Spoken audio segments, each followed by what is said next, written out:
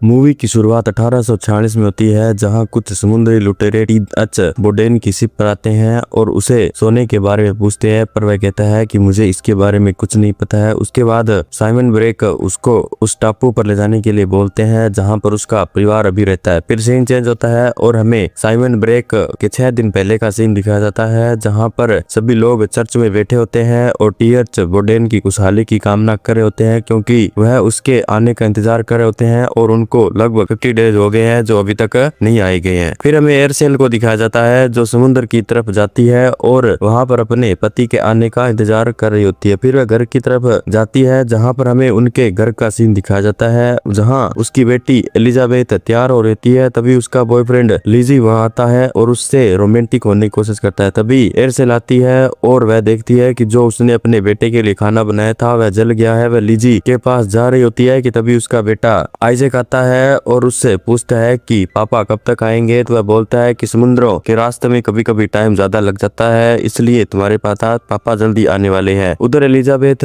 भागने का प्लान बना रही होती है और बोलती है कि कल सुबह मैं तुम्हारे पास आ जाऊंगी और हम यहाँ से भाग जाएंगे। तभी एयरसेल उसके पास जाती है और उसके कमरे की चेकिंग करती है, पर उसको वहाँ पर कोई भी नहीं मिलता। तभी लिजी बोलती है कि आप मेरी रियल मोम नहीं हो, मैं आपके साथ नहीं रहना चाहती, तो आप मेरे पर्सनल इश्यू में ना क्यों दखलंदाज करती हो। तभी आइजैक बोलती है कि आज तुम्हारे भाई का बर्थडे है, तुम उसके बर्थडे के लिए केक तैयार कर लो, पर वह कोई भी जवाब नहीं देती। बाद में एयरसेल बाहर जाती है और अपने बेटे के लिए केक तैयार करती है। फिर शाम को जब वह केक काट रहे होते हैं तो आइजैक बोलता है कि मुझे अपने पापा के लिए प्रार्थना करनी है और वह अपने पापा के लिए प्रार्थना करता है। उधर कुछ लुटेरे जो उसी टापू की तरफ बढ़ रहे होते हैं। फिर शाम को जब आइजैक सो रहा होता है तो एयरसेल उसके पास जाती है, तो आइजैक उससे पूछता है कि पापा कब तक आएंगे। तो वह बोलती है कि तुम्हारे पापा को तो आने में टाइम लगेगा, पर उन्होंने तुम्हारे लिए एक गिफ्ट दिया है, और गिफ्ट में एक चाकू उसे मिलता है। वह बोलता है कि ये चाकू उनको कहाँ पर मिला था। तो एयरसेल कुछ पुरानी तस्वीरें याद करती है, जहाँ पर एक आदमी उसको गंदी तरह से टच कर रहा होता है। फिर वह उसको शांत करती है और चाकू को अंदर रखकर बोलती है कि अभी सो जाओ, हम कल बात करेंगे इस बारे। इसी बीच हमें दिखाया जाता है कि लिजी को कुछ समुद्री लुटेरे उसके पास आते हैं और उसे मार देते हैं। फिर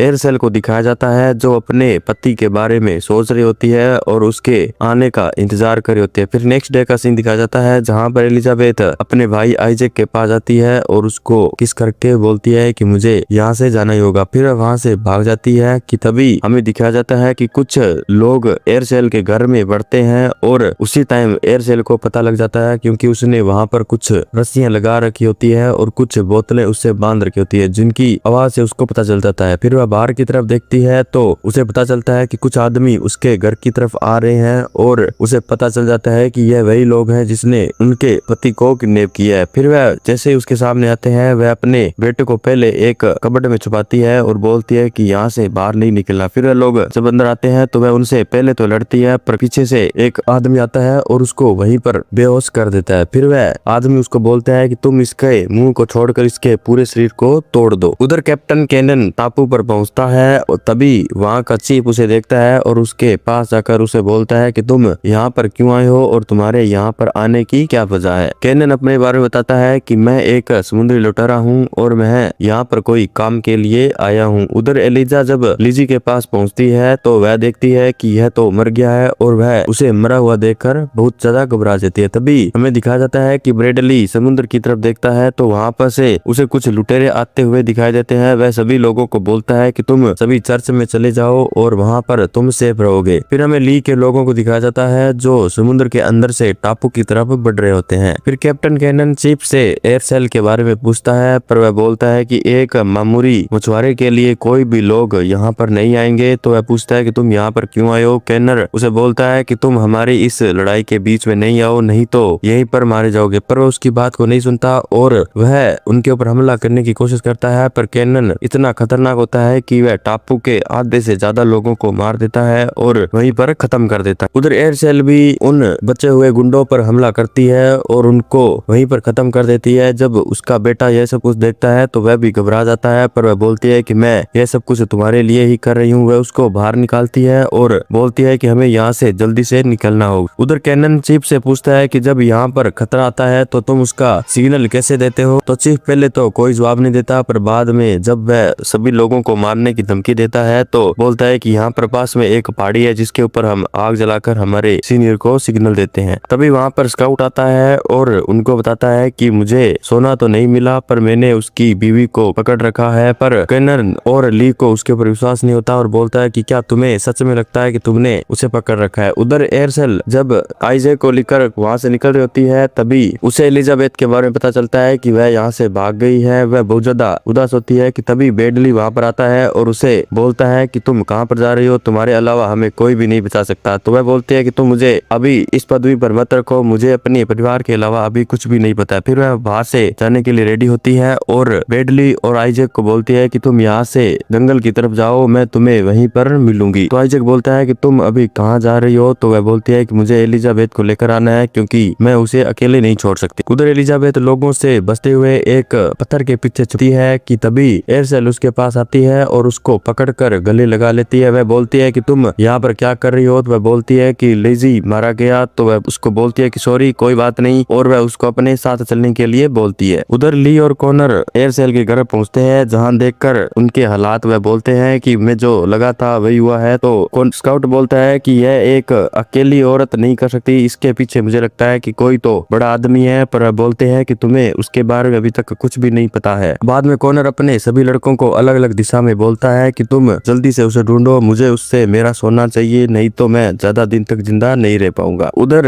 एयरसेल और आइजैक बेडली से मिलते हैं और बोलते हैं कि अभी हमें उस नाले को पार कर कर दूसरी तरफ जाना होगा, नहीं तो वह लोग यहाँ पर आ जाएंगे और हमको पकड़ लेंगे। फिर वह नाव में बैठते हैं और दूसरी तरफ चले जाते हैं कि तभी कॉनर के लोग उसे देख लेते हैं और उस पर हमला करते हैं। उनको वहाँ पर एयरसेल भी दिखाई देती है कि तभी उसके सभी लोग पानी में उतरते हैं पर उन्हें यह नहीं पता होता कि उस पानी में एक मगरमच्छ रहता है। वह उनके कुछ आदमियों को मार देता है। कुछ आदमी एयरसेल की तरफ चले जाते हैं पर कुछ लोग वापिस आ जाते हैं। जो लोग एयरसेल की तरफ जाते हैं एयरसेल उनको वहीं पर मार देती है और अपने बच्चों को बचा लेती है। पर इसी बीच कॉनर बोलता है कि तुम जिन लोगों के लिए ये सब कर रही हो क्या उन्हें तुम्हारी असलियत के बारे में पता है, क्या उन्हें पता है कि उनको जिससे बचना चाहिए वह उसी की तरफ भागे जा रहे हैं। और बोलता है कि अगर तुम्हें अपने परिवार की जान बचानी है तो शाम को अपने घर पर सारा सोना लेकर आना और अपने पति को लेकर चले जाना। पर एयरसेल उसका कोई भी जवाब नहीं देती और उसकी बात पर थूक कर वहाँ से चली जाती है। फिर एयरसेल अपने बच्चों को लेकर गुफा की तरफ जाती है और बोलती है कि मैं तुम्हें एक ऐसी सेफ जगह पर लेके जा रही हूँ जिसके बारे में किसी को नहीं पता है। फिर वह सभी गुफा में पहुंचते हैं जहाँ जाकर बच्चों को वह गुफा बहुत पसंद आती है क्योंकि उसके अंदर अलग अलग लाइटिंग की होती है और बहुत सारे हथियार रखे होते हैं। तभी एलिजा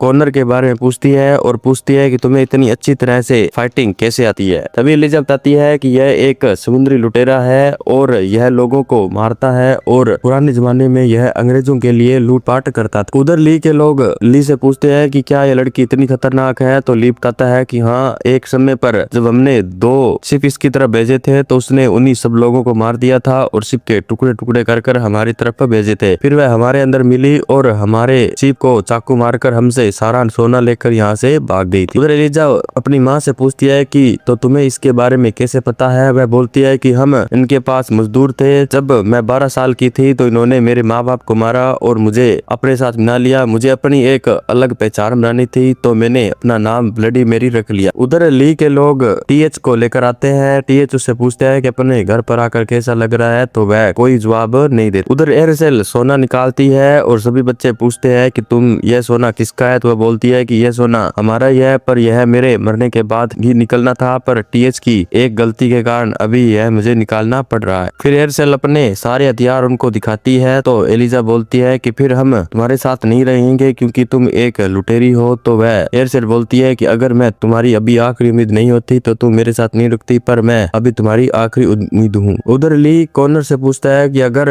तुम लास्ट वक्त में पीछे हट गए तो मैं क्या करूंगा। तो कॉनर बोलता है कि मुझे आजादी चाहिए और आजादी के लिए मैं किसी भी हद तक जा सकता हूँ। एयरसेल सिर्फ इसके लिए एक जरिया है। वह बोलता है कि तुम अपने लोगों की चिंता मत करो, उन्हें मैं कुछ भी नहीं होने दूंगा। उधर एयरसेल नकली सोना तैयार करती है। उसके बच्चे उससे पूछते हैं कि तुम ये क्या कर रही हो। तो वह बोलती है कि तुम्हें के बारे में जानने की कोई जरूरत नहीं है। तभी एलिजा के हाथ से एक बॉम्ब नीचे गिरता है। एयरसेल उन दोनों के ऊपर चिल्लाती है और उनको वहां से बाहर निकाल देती है। फिर वह अपनी पुरानी कॉस्ट्यूम पहनती है जिसके अंदर वह समुद्र के इलाकों में रहती थी और वहां पर जाने के लिए तैयार हो जाती है। बाद में वह एलिजा के पास जाती है और बोलती है कि मैं यहाँ से जा रही हूँ और तुम्हारे पापा को लेकर आऊंगी, पर तुम मेरे जाने के बाद यहाँ पर कोई भी चीज को टच मत करना और अपनी बहन का ख्याल रखना। उधर स्काउट टीएच को परेशान करता है, तभी कॉनर बाहर आता है और बोलता है कि जो कुछ भी इन्होंने किया उसके लिए मैं सॉरी मांगना चाहता हूँ, क्योंकि इनके तो खून में ही ये सब कुछ करना। तभी टीएच बोलता है कि उसने तुम्हारे कितने आदमियों को मारा, तो वह बोलता है कि तुम्हें तो उसके बारे में पता है, उसके फिजिकल स्ट्रेंथ और उसके मारने के हुनर के बारे में, फिर तुम हमसे क्या पूछ रहे हो। इसी बीच बताता है कि जब मैं एक बार उन्हें लूटने के लिए गया था तो मेरे पास इतनी फिजिकल हो गई थी, पर फिर भी मुझे ये नहीं पता कि उसने मुझे क्यों लूटा। तो टीएच पूछता है कि तुम क्या कहना चाहते हो, तो वह बोलता है कि इससे आगे तुम अपनी पत्नी से ही पूछ लेना। उधर एलिजा अपनी माँ की कहानी पढ़ने के लिए एक बुक को खोलती है, जिसके अंदर वह देखती है कि जब वह 12 साल की थी तो इसने किस तरह अपने लोगों से लड़ी और अपने आप को मजबूत बनाया था। फिर हमें एयरसेल को दिखाया जाता है जो कुएं के रास्ते से अपने घर के पास जाती है और वहां पहुंचकर उनके लोगों को एक एक करके मारने लग जाती है। उनको मारते हुए वह धीरे धीरे टीएच के पास पहुंचती है और उस तभी टीएच उससे पूछता है कि क्या केनन ने मुझे जो कुछ भी बोला वैसा कुछ सच था। तो वह बोलती है कि मुझे जिंदा रहने के लिए जो कुछ भी वहां करना पड़ा मैंने वह सब कुछ किया और यह सब कुछ मैंने जानबूझकर नहीं किया था। वह बोलता है कि चलो कोई बात नहीं, इससे हमारे बीच कोई भी दरार नहीं है। उधर केनन को पता चल जाता है कि एयरसेल यहाँ पर पहुंच गई है और वह अपने लोगों को उसको ढूंढने में लगा देता है। फिर जब एयरसेल वहां से बाहर निकलती है तो वह पकड़ी जाती है, पर उसके हाथ में उन सबको मारने के लिए एक कुछ रस्सियां होती है जिनके नीचे उसने बम लगा रखे थे। वह उनको बोलती है कि तुम यहाँ से बाहर मत निकलो, अगर तुमने मेरे पति को मेरे हवाले कर दिया तो मैं तुम्हें यहीं पर सोना दूंगी और चली जाऊंगी। फिर वह कुएं में से सोना निकालती है, पर जैसे ही केनन टीएच को आजाद करते उसके पास भेजता है, ऊपर से एक आदमी उसके ऊपर गोली चला देता है और वही जख्मी कर देता है। पर एयरसेल को यह सब कुछ अच्छा नहीं लगता, वह सभी लोगों को मारती है। पर इसी बीच केनन एयरसेल को घायल कर देता है, पर एयरसेल अपना दिमाग लगाती है और सोने को वहीं पर बम से उड़ाकर कुएं में चली जाती है और ऊपर से सारे पत्थर गिरा देती है और कुएं के रास्ते से गुफा की तरफ चली जाती है। पर इसी बीच ली को उसके गुफा का रास्ता पता चल जाता है और वह अपने आदमियों को वहां पर जाने के लिए बोल देता है। फिर जैसे ही एयरसेल अपने बच्चों के पास पहुंचती है और वहां की सारी कहानी बताती है तो वह बोलते हैं कि इसमें तुम्हारी कोई भी गलती नहीं है। तो एलिजा उससे पूछती है कि क्या हमने जो तुम्हारे बारे में पढ़ा है वह सब कुछ सच है। तो एयरसेल पूछती है कि हाँ, तो तुमने मेरे बारे में पढ़ा है वह सब कुछ सच। बाद में वह उन पर हमला बंद करने का प्लान बनाती है, तो वह दोनों बोलते हैं कि हमें भी तुम्हारे साथ मिलना है और वह उसी गुफा में चारों तरफ हथियारों को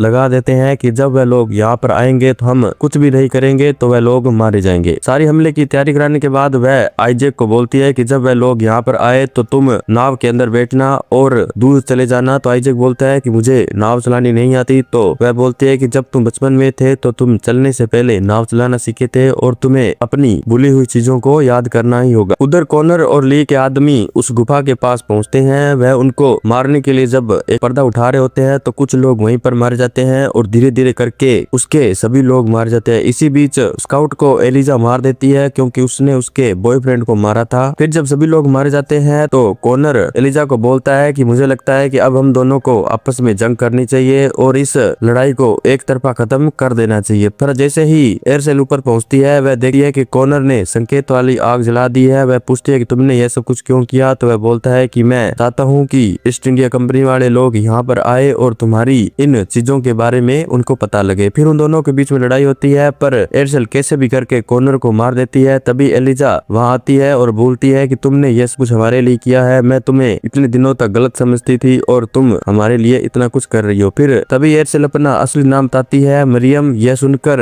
एलिजा को बहुत ज्यादा दुख होता है। वह बोलता है कि तुम तो मेरी बहन हो और तुम मेरे लिए ये सब कुछ कर रही हो। तभी हमें वह सोना दिखाया जाता है जो उसने आइजैक के साथ उस नाव में चढ़ाया था और वह बिल्कुल सेफ था। तभी उन्हें पता चल जाता है कि वह संकेत वहां पर पहुंच गया है क्योंकि सामने वाली कंपनी ने वहां का संकेतिक घंटा बजा दिया था। वहीं पर कहानी खत्म होती है।